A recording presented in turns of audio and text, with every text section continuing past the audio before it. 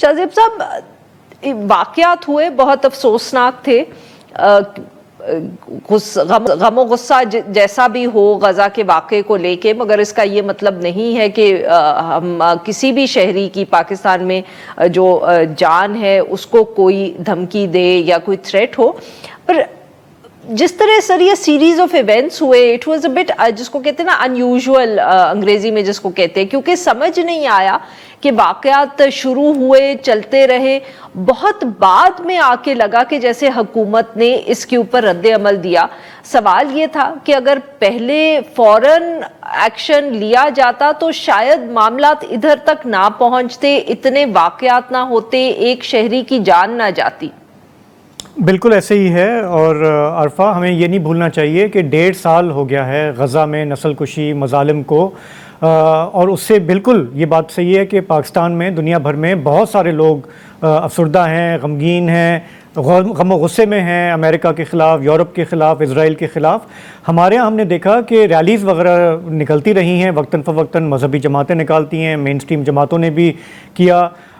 लेकिन ये जो वायलेंस हमने देखा अभी पिछले चंद हफ्तों में, ये आपने सही कहा कि ये it did not make sense कि जिन ग्रुपों ने ये किया वो अब क्यों जागे, अब ऐसा क्या हुआ था।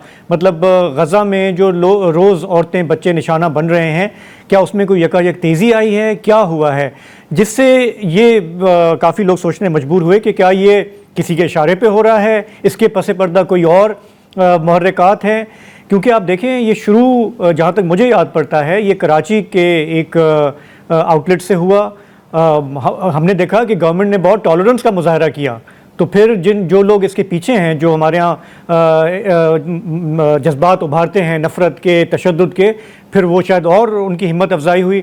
वो लाहौर में हुआ, इस्लामाबाद में हुआ, फिर जाके जब शेखुपुरा में बेचारे एक एम्प्लॉई की जान चली गई, तब जाके हमें लगा कि हुकूमत जागी है कि ये तो कुछ ज़्यादा आपे से बाहर हो रहा है। देखें, एट अ टाइम जब इस्लामाबाद में आपने देखा, हमने देखा, मिनरल कॉन्फ्रेंस हो रही है, इन्वेस्टर्स को बुलाया जा रहा है, ओवरसीज़ पाकिस्तानीज़ को बुलाया जा रहा है कि we are open for business, हम उड़ान के लिए तैयार हैं। उस टाइम पे जब आपके मुल्क में इस तरह के वाक़यात होंगे, कौन सा इन्वेस्टर आएगा। सो आई थिंक गवर्नमेंट का जो अभी जो उन्होंने एक्शन किया है, बिल्कुल ये बहुत पहले हो जाना चाहिए था। 160 लोग अरेस्ट हुए हैं। उन्होंने माना कि 20 आउटलेट जो हैं इस इंटरनेशनल फास्ट फूड चेंज के, वो अटैक हुए हैं, एक जान चली गई है। लेकिन ये जो है, अगर ये पहले होता और आपका ये ज़ीरो टॉलरेंस जो है, ये मॉब लिंचिंग, ये मॉब के हमले मज़हब के नाम पे, किसी के भी नाम पे, गज़ा के नाम पे, आप अगर टॉलरेंस ना दिखाते तो शायद बात इतनी ना फैलती।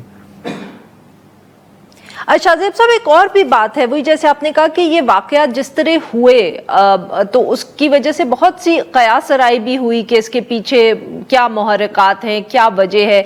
जैसे आपने भी जिक्र किया, वक्त इतना गुजर गया। दूसरा, अगर हम बात करें तो बहुत सी आउटलेट्स हैं जिनके बारे में तनकीद की गई, मगर पाकिस्तान में सिर्फ एक ही आउटलेट थी जिसको निशाना बनाया गया। और इतने अरसे के बाद बेहतर ना होता अगर हुकूमत इस पे कोई इंक्वायरी कमेटी बिठा दे और मालूम भी करे कि ये वाकयात इस तरह हुए क्यों। So we have a clearer picture of why certain और these events erupt, quote unquote। Arfa, हमारा जो तजुर्बा है इन चीज़ों को रिपोर्ट करने का, ख़ास करके जब तौहीन मज़हब के इल्ज़ाम लगते हैं या कुछ लगता है या किसको टारगेट किया जाता है, उसके पीछे हमेशा एक बैक स्टोरी होती है। एक तो वो होता है इल्ज़ाम कि जिन्होंने ये कह दिया, वो कह दिया, वगैरह वगैरह, लेकिन पीछे कोई पर्सनल डिस्प्यूट होता है, कोई मफाद होता है, कोई प्रॉपर्टी का झगड़ा होता है, पैसे की लेन देन होती है।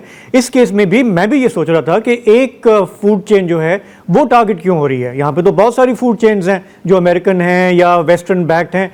मतलब ये अच्छी बात है, मैं ये नहीं कह रहा कि उन्हें भी टारगेट होना चाहिए, लेकिन ये सवाल तो उठता है ना कि एक फूड चेन जो है वो हर शहर में क्यों निशाना बन रही है। So I think there may be more to this, कि जिन लोगों ने ये ऑर्गेनाइज़ किया, जिन्होंने उसको टारगेट किया, उनके हो सकता है कि पसे पर्दा कोई और मुहर्रिकात हों, लेकिन इससे ना गज़ा वालों की कोई खिदमत हुई, ना इज़राइल को कोई पुश बैक मिला। नुकसान किया तो आपने अपने मुल्क का किया और एक शहरी की जान चली गई।